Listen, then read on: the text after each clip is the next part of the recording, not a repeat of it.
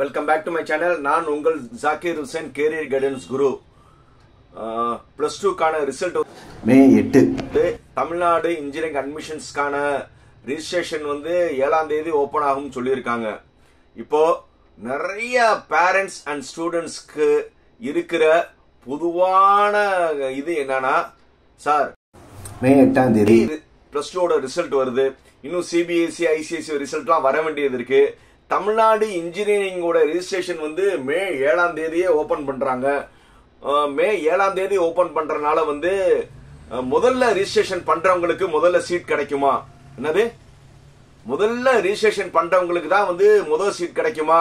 So அதனால நம்ம website எத்தனை மணிக்கு சார் ஓபன் ஆகும், எத்தனை முதல்ல ரிஜிஸ்ட்ரேஷன் பண்றவங்களுக்கு எப்படி சார் காலேஜ் குரூப் எப்படி சார் கொடுப்பாங்கன்னு சொல்லி இந்த மாதிரி வெள்ளந்தரியா கேக்குறாங்க.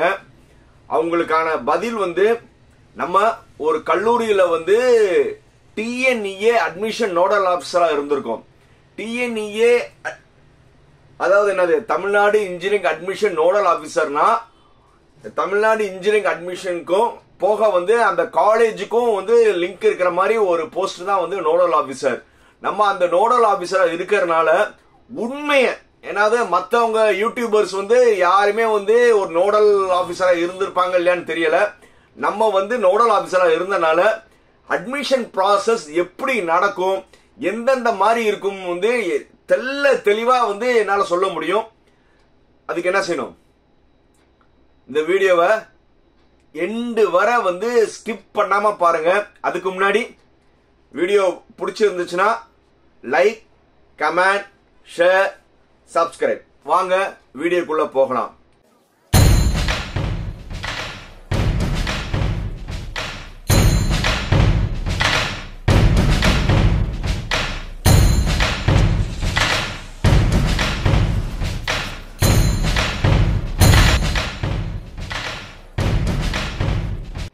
தமிழ்நாடு இன்ஜினியரிங் அட்மிஷன் 2025 அதுக்கான ரிஜிஸ்ட்ரேஷன் மே 7ஆம் தேதி ஓபன் ஆகுதுன்னு சொல்றாங்க. மே 7ஆம் தேதி ஓபன் ஆனாலும் அதுல முதல்ல உங்களுடைய பேசிக் டீடைல் கொடுத்து முதல்ல ஒரு யூசர் நேம் பாஸ்வேர்ட் கிரியேட் பண்ணணும். நல்லா தெரிஞ்சுக்கோங்க. முதல்ல உங்க பேரு, அப்பா பேரு, ஊரு, உங்க இமெயில் ஐடி, ஒரு பாஸ்வேர்ட் கிரியேட் பண்ணணும். மேபி ஆதார் ஆப்ஷனலா இருக்கும். இந்த ஒரு பேசிக் டீடைல் மட்டும் கொடுத்துட்டு யூசர் நேம் ஒன்னு கிரியேட் பண்ணணும். அதே மாதிரி பாஸ்வேர்டு ஒன்னு கிரியேட் பண்ணணும். அந்த யூசர் நேம் பாஸ்வேர்டு எக்காரணத்து கொண்டும் யாருக்கும் ஷேர் பண்ண கூடாது. நிறைய காலேஜஸ் போன் பண்ணுவாங்க, நாங்களே உங்களுக்கு ரிஜிஸ்ட்ரேஷன் பண்ணி தரோம், எங்க காலேஜ்லயே நீங்க ரிஜிஸ்ட்ரேஷன் பண்ணிக்கோங்க, நீங்க இருந்தா தப்பு பண்ணிடுவீங்கன்னு சொல்லி நிறைய காலேஜஸ், நிறைய ட்ரஸ்ட் உங்களுக்கு போன் பண்ணி நாங்க உங்களுக்கு ஃப்ரீயா ரிஜிஸ்ட்ரேஷன் பண்ணி தருவோம்னு கண்டிப்பா கால் பண்ணுவாங்க. அவங்க எதுக்கு கால் பண்றாங்கன்னா, உங்களுக்கு சேவை பண்றதெல்லாம் கிடையாது. நேரா ரிஜிஸ்ட்ரேஷன் பண்ணீங்கன்னா யூசர் நேம் பாஸ்வேர்டு அவங்க எடுத்துக்குருவாங்க. அந்த காலேஜ்னா இது அவங்களுக்கு ஒரு 10 நிமிஷம் ப்ராசஸ் தான். சோ அதனால யூசர் நேம் பாஸ்வேர்ட் பண்ணிட்டு பின்னாடி கவுன்சிலிங் நடக்கும்போது அவங்க காலேஜ்ல இருக்கிற குரூப்பை மட்டும்தான் போடுவாங்க. வேற எந்த காலேஜ் குரூப்பே போட மாட்டாங்க. ஏன்னா கவுன்சிலிங் சொல்லி நம்ம போறது நல்ல காலேஜ், நல்ல குரூப்பை தேர்ந்தெடுக்கிறது தான் கவுன்சிலிங். ஆனா இந்த மாதிரி ஒரு காலேஜ்ல கூப்பிட்டு ரிஜிஸ்ட்ரேஷன் பண்ணாலும் இல்ல ஒரு ட்ரஸ்ட் மெம்பர்ஸ் கூப்பிட்டு பண்ணாலும் நீங்க என்னது தவறான கல்லூரி போய் மாட்டினீங்கன்னா உங்க லைஃப் போயிடும். இல்ல சார், நான் இந்த காலேஜ் நான் நல்லா விசிட் பண்ணிட்டேன், இந்த எனக்கு காலேஜ் பிடிச்சிருக்கு, இந்த காலேஜ்ல தான் நான் சேர போறேன், அந்த மாதிரி இருந்தா எந்த தவறும் கிடையாது. ஏன்னா அந்த காலேஜ்ல தான் நீங்க சேர போறீங்க முடிவு பண்ணிட்டீங்கன்னா நீங்க அந்த காலேஜ்ல போய் ரிஜிஸ்ட்ரேஷன் பண்றது தப்பு கிடையாது. பட் என்னன்னா அவங்க அவங்க காலேஜ் மட்டும்தான் போடுவாங்க. திடீர்னு நீங்க வேற காலேஜ் வேற குரூப் நினைச்சீங்கன்னா அவங்க கண்டிப்பா பண்ண மாட்டாங்க. ஏன்னா அவங்க தான் கிரியேட் பண்ணனால யூசர் நேம் பாஸ்வேர்டு அவங்ககிட்ட தான் இருக்கும். இத முதல்ல தெரிஞ்சுக்கிட்டு நீங்க எங்க ரிஜிஸ்ட்ரேஷன் பண்ணலாம்னு முடிவெடுங்க. ரிஜிஸ்ட்ரேஷன் பண்றது ரொம்ப சிம்பிள் தான், ஒன்னும் பெரிய இது கிடையாது. எல்லாம் நீங்க டிஎன்ஏ வெப்சைட்குள்ள போனாவே ரிஜிஸ்ட்ரேஷன் எப்படி பண்ணணும்னு ஒரு டெமோ வீடியோவே இருக்கும். அது பிராரம் பண்ணிக்கலாம். அப்படி இல்லட்டாலும் நிறைய யூடியூபர்ஸ் ஹவு டு ரிஜிஸ்டர் டிஎன்இஏன்னு சொல்லி வீடியோஸ் நிறைய போடுவாங்க. சோ அதனால ரிஜிஸ்ட்ரேஷன் பண்றது ஒரு பெரிய விஷயமே கிடையாது. அப்படியே ரிஜிஸ்ட்ரேஷன் பண்ணும்போது தப்பு வந்தாலும் நிறைய வந்து நம்ம சரி பண்றதுக்கான வாய்ப்புகள் இருக்கு. ரைட் சார், மே 7ஆம் தேதி ரிஜிஸ்ட்ரேஷன் ஆரம்பிக்குது. நீங்க முதல்ல சொன்னீங்களே, முதல்ல ரிஜிஸ்ட்ரேஷன் பண்றவங்களுக்கு முதல்ல சீட்டு கிடைக்குமானா தயவு செய்து இந்த மாதிரி வதந்திகளை நம்பாதீங்க. ஏன்னா தெரியாம யாரோ ஒருத்தங்க என்ன சொல்லுவாங்கன்னா, முதல்ல வந்து ரிஜிஸ்ட்ரேஷன் பண்ணா வந்து உங்களுக்கு முதல்ல சீட் கொடுப்பாங்கன்னு அப்படின்னு சொன்னா யாரும் நம்பாதீங்க. ஏன்னா டிஎன்இ அட்மிஷன் ப்ராசஸ் வந்து ரிஜிஸ்ட்ரேஷன் வந்து குறைஞ்சது வந்து 1 மாசம் நடக்கும். இந்த 1 மாசம் நடந்த பிறகு அதுக்கப்புறம் வந்து சர்டிபிகேட் வெரிஃபிகேஷன் சொல்லி இருக்கும். அந்த சர்டிபிகேஷன்ஸ் வெரிஃபிகேஷன்ஸ் பண்ண பிறகு எத்தனை பேர் ரிஜிஸ்ட்ரேஷன் பண்ணாங்களோ, நீங்க கடைசி நாள் கடைசி நிமிஷத்துல வந்து நீங்க ரிஜிஸ்ட்ரேஷன் பண்ணாலும் அந்த மொத்த டேட்டாவும் வந்து குறைஞ்சது வந்து 1.5 லட்சம் பேர் ரிஜிஸ்ட்ரேஷன் பண்றாங்கன்னு வச்சுக்கோங்க. 1.5 லட்சம் பேரும் வந்து ரிஜிஸ்ட்ரேஷன் பண்ண பிறகு அதுல வந்து ரிஜிஸ்ட்ரேஷன் அதுல வந்து எல்லாமே போக வந்து ஃபைனல் வந்து ரேங்க் லிஸ்ட் ரெடி பண்ணுவாங்க. புரியுதா? இப்போ 1.5 லட்சம் பேர் வந்திருக்காங்கன்னா ஒரு 1000-2000 ஃபார்ம்ஸ் வந்து தப்பா இருக்கு. ஒரே இது வந்து 2 தடவை ரிஜெக்ட் பண்ணுது, அந்த மாதிரிலாம் ரிஜெக்ட் ஆகிறதெல்லாம் பண்ணிட்டு ஃபைனல் ரேங்க் பண்ணுவாங்க. அந்த ரேங்க் வந்து நீங்க கடைசி நாள் கடைசி நிமிஷம் வரை ரிஜெக்ட் பண்ணாலும் உங்க மார்க் பிரகாரம் நல்லா தெரிஞ்சுக்கோங்க. நீங்க எடுத்த மார்க் கட் ஆஃப் பத்தி, இன்ஜினியரிங் கட் ஆஃப் உங்க எல்லாத்துக்கும் தெரியும். மேக்ஸ்ல ஃபுல் மார்க், பிசிக்ஸ்ல பாதி மார்க், கெமிஸ்ட்ரியில பாதி மார்க். அப்படின்னா வந்து நீங்க வந்து மேக்ஸ்ல எவ்வளவு மார்க் எடுத்துறீங்களோ அந்த மார்க்கை ஃபுல்லா வச்சுக்கோங்க. நீங்க பிசிக்ஸ்ல எவ்வளவு மார்க் எடுத்துறீங்களோ அதை வந்து பாதியா டிவைட் பண்ணிக்கோங்க. அதே மாதிரி வந்து கெமிஸ்ட்ரியில நீங்க எவ்வளவு மார்க் எடுத்தீங்களோ அதை பாதியா டிவைட் பண்ணிக்கிட்டு இந்த 3ஐயும் கூட்டினீங்கன்னா இதுதான் கட் ஆஃப். உங்களுடைய கட் ஆஃப் பிரகாரம் வந்து ரேங்க் லிஸ்ட் ரிலீஸ் பண்ணுவாங்க. ஜெனரல் ரேங்க்கும் இருக்கும், சைட்ல வந்து கம்யூனிட்டி ரேங்க்கும் இருக்கும்.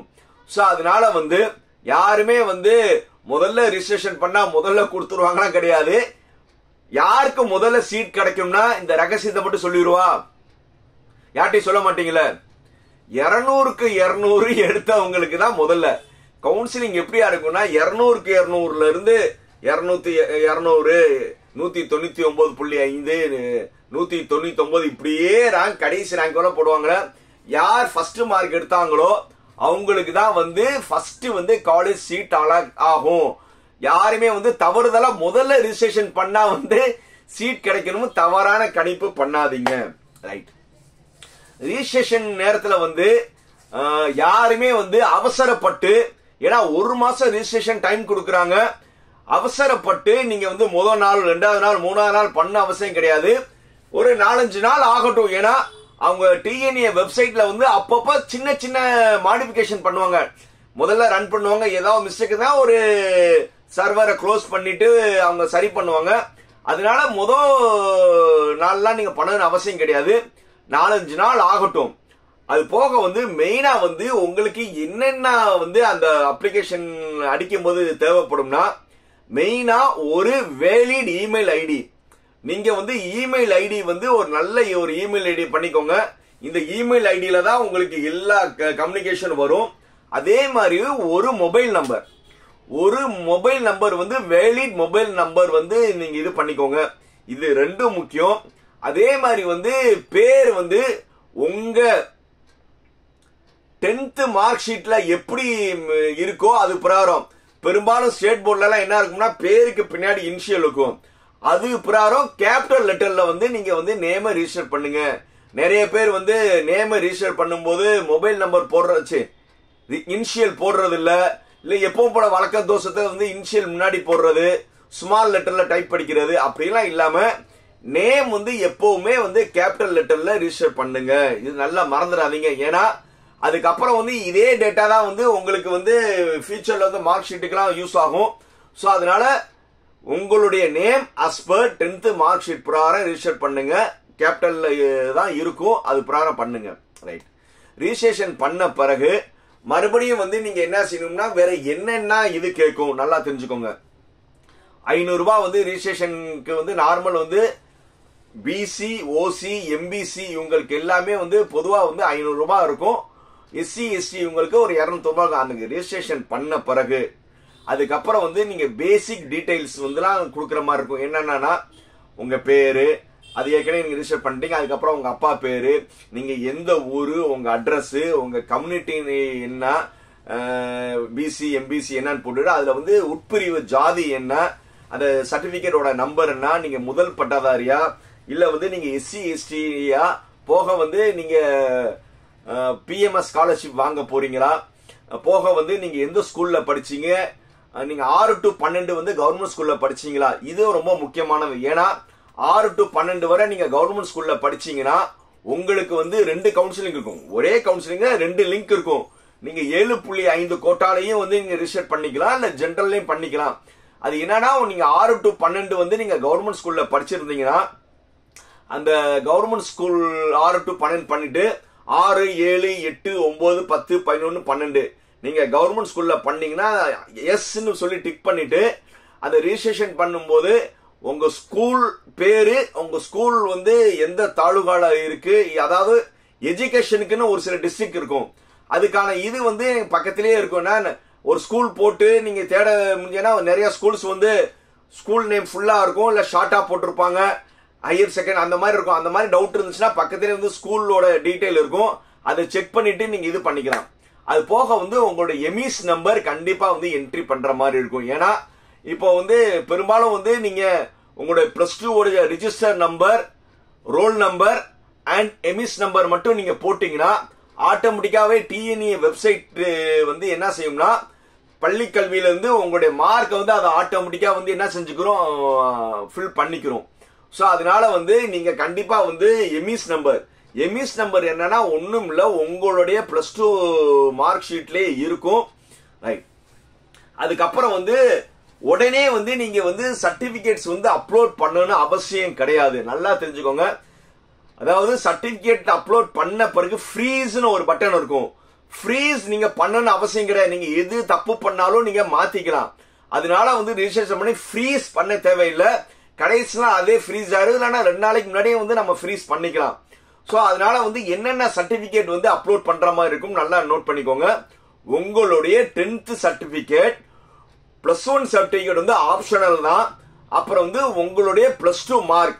இப்போ வந்து நீங்க அவசரப்பட்டு வந்து நீங்க ரிஜிஸ்ட்ரேஷன் பண்ணீங்கன்னா நீங்க நெட்ல இருந்து எடுக்கிறீங்களா, அந்த நெட்டில் இருக்கிற காப்பி அலோடு கிடையாது. நல்லா தெரிஞ்சுக்கோங்க. நெட்ல இருந்து நீங்க அப்லோட் பண்றது நாட் அலோடு.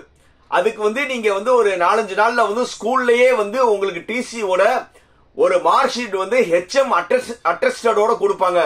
அதை நீங்க அப்லோட் பண்ணலாம். நல்லா தெரிஞ்சுக்கோங்க. நெட்ல இருந்து வர்றத அப்லோட் பண்ணா அது செல்லாது.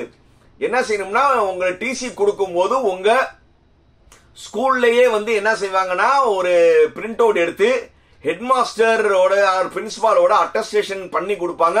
அதை நீங்க அப்லோட் பண்ணணும், +2 மார்க் ஷீட். அதுக்கப்புறம் வந்து கம்யூனிட்டி சர்டிபிகேட் வந்து எல்லாருமே எடுத்திருந்திருப்பீங்க. அப்படி எடுக்கலன்னா நீங்க பொறுமையா வந்து இப்ப அப்ளை பண்ணீங்கன்னா 1 வாரத்துல வந்துடும். அது வந்த பிறகு கூட வந்து நீங்க வந்து ரிஜிஸ்ட்ரேஷன் பண்ணிக்கலாம், அவசரப்படாதீங்க, அப்லோட் பண்ணிக்கலாம். அதுக்கப்புறம் வந்து உங்களுடைய போட்டோ, உங்களுடைய சிக்னேச்சர், போட்டோவும் சிக்னேச்சரும் ஒரு 20 to 50 KB பண்ண சொல்லுவாங்க. அதனால வந்து போட்டோ எல்லாருமே என்ன செய்றீங்கன்னா சும்மா வந்து ஸ்கூல் போட்டோலாம் நீங்க இது பண்ணாதீங்க.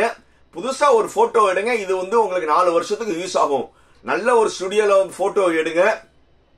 அப்படி இல்லையானாலும் நல்ல ஒரு பேக்ரவுண்ட்ல இருந்து நீங்க செல்ல எடுத்து அது பாஸ்போர்ட் 6x4 மேக்ஸி சைஸ்ல ஒரு 8 போட்டோவை அரேஞ்ச் பண்ணிட்டு நீங்க ஒரு பிரிண்ட் அவுட் போய் கொடுங்க.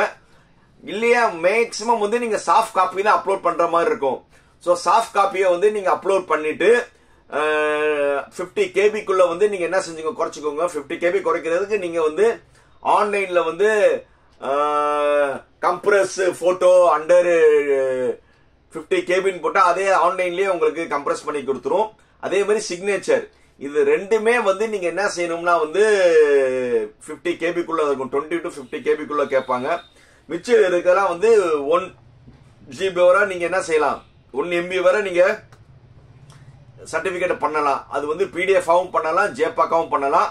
பெட்டர் வந்து நீங்க PDF பண்றது நல்லது. அதுக்கப்புறம் வந்து SC ST கம்யூனிட்டி பீப்புள் இருக்கும்போது உங்களுக்கு என்ன கேட்கும்னா இன்கம் சர்டிபிகேட் கேட்கும். இவங்க வந்து 2.5 லட்ச ரூபாய்க்குள்ள கொடுத்தீங்கன்னா PMS ஸ்காலர்ஷிப் எலிஜிபிள். இவங்க மட்டும் வந்து கம்யூனிட்டி சர்டிபிகேட் வந்து கண்டிப்பா அப்லோட் பண்ணணும். அப்படி இல்லைன்னா வந்து உங்களுக்கு பிஎம்எஸ் ஸ்காலர்ஷிப் வராது. அது போக வந்து டிசி வந்து ஆப்ஷனலா தான் இருக்கும். டிசி கேட்டிருந்தாலும் நீங்க டிசியை அப்லோட் பண்ணிருங்க. ஸோ இது ஒரு ஆப்ஷனல் தான்.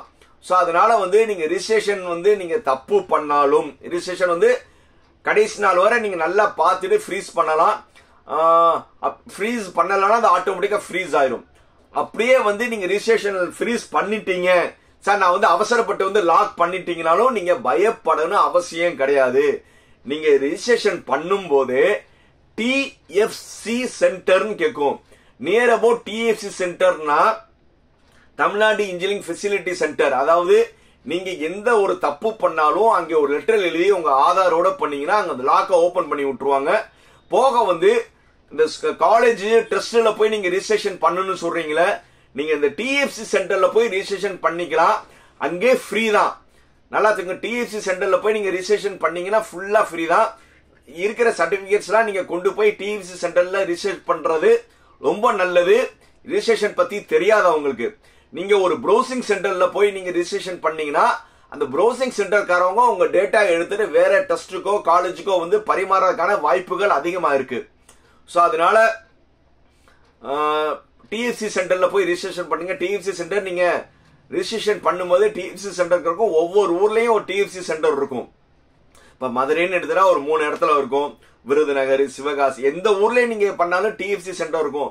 அது பெரும்பாலும் வந்து ஒரு கவர்மெண்ட் ரிலேட்டடா இருக்கும். ஒரு கவர்மெண்ட் காலேஜா இருக்கலாம், கவர்மெண்ட் பாலிடெக்னிக்கா இருக்கலாம், ஒரு எய்டர் காலேஜா இருக்கலாம். இந்த மாதிரி இடத்துல தான் இருக்கும். ஸோ அதனால டிஎஃப்சி சென்டர் வந்து நீங்க கேர்ஃபுல்லா சூஸ் பண்ணுங்க. அதை சூஸ் பண்ணி இது பண்ணுங்க. எல்லாத்துக்கும் வந்து நல்ல காலேஜ் நல்ல குரூப் கிடைக்கிறதுக்கு என்னுடைய வாழ்த்துக்கள். அதே மாதிரி மெயினா இந்த நீட் எழுதியிருக்கிறவங்க வந்து நான் நீட் மட்டும்தான் படிப்பேன்னு இல்லாம மெடிக்கல் மட்டும்தான் இல்லாம நீங்க டிஎன்ஏ ரிஜிஸ்ட்ரேஷன் பண்ணி வச்சுக்கோங்க. டிஎன்ஏ ரிஜிஸ்ட்ரேஷன் பண்ணி வச்சுக்கிட்டீங்கன்னா உங்களுக்கு எப்பவுமே வந்து ஒரு மாசத்துல நீங்க மனசு மாறினாலும் நீங்க வந்து கவுன்சிலிங் அட்டென்ட் பண்ண முடியும். ஃபீஸ் கம்மியா இருக்கும். ஸோ அதனால எல்லாருமே வந்து ரிஜிஸ்ட்ரேஷன் பண்ணுங்க. அதுக்கப்புறம் வந்து நீங்க எந்த துறையை தேர்ந்தெடுக்கிறோங்க அப்புறம் பண்ணிக்கலாம். ஆனா அதுக்கப்புறம் ரிஜிஸ்ட்ரேஷன் லிங்க் ஓபன் இருக்காது. ஸோ அதனால எல்லாருமே டிஎன்இஏ ரிஜிஸ்ட்ரேஷன் பண்ணுங்க. உங்களுக்கு எந்த டவுட் இருந்தாலும் எப்போ வேணுமாலும் கால் பண்ணலாம். ஏன்னா எனக்கு கால் பண்ணவங்க எல்லாத்துக்கும் தெரியும். எப்போ இருந்தாலும் கால் பண்ணா ரெஸ்பான்ஸ் பண்ணுவேன். அப்படி இல்லைன்னாலும் நானே திருப்பி கால் பண்ணிடுவேன். என் பேர் ஜாக்கிர் ஹுசேன். என் செல் நம்பர் 9842376822. எந்த டவுட் இருந்தாலும் எப்போ வேணுமாலும் கால் பண்ணுங்க. ஏன்னா உங்களுக்கு தெரியாதனால தான் நீங்க டவுட் கேட்குறீங்க. இந்த வீடியோ பிடிச்சிருந்தா என்ன செய்யணும்? Like, comment, share, subscribe. பாய்.